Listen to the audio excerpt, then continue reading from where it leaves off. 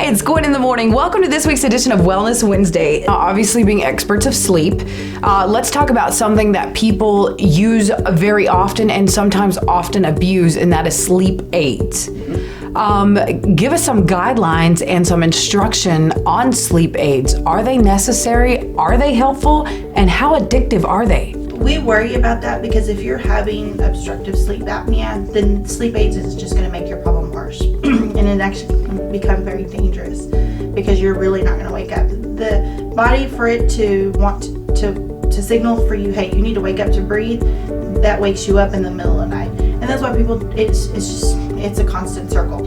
You don't sleep, you get tired. You don't sleep, you just keep going. Well, with sleep aids, that's really hard for the body to wake you up. So that's a really dangerous situation when you do that. Coming in, if you don't have obstructive sleep apnea, you don't need our machine, and you're still having trouble sleeping, that's the perfect time to say, hey, this patient needs medication. Should be prescribed by a doctor.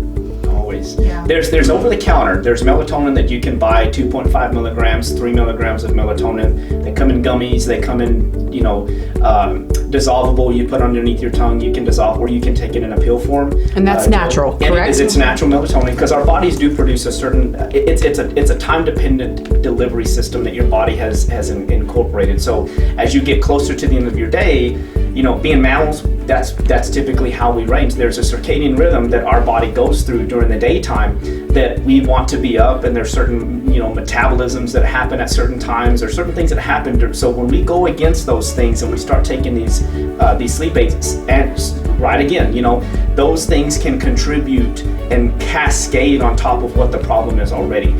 Not only that, they can also create the addicting, like you mentioned, the addictiveness it becomes where you become dependent, knowing that, man, I can't sleep, I have to take this.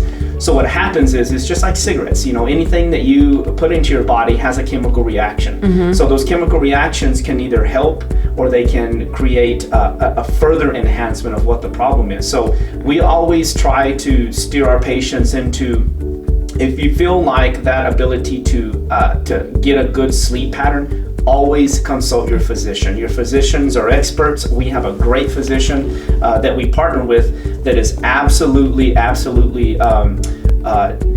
he depends on us to be able to answer those questions for the patients if that's not the case. But being able to be dependent of something like that can always have side effects that we really don't want to see the patient go into. So yes, it's very important that you make sure you watch those things.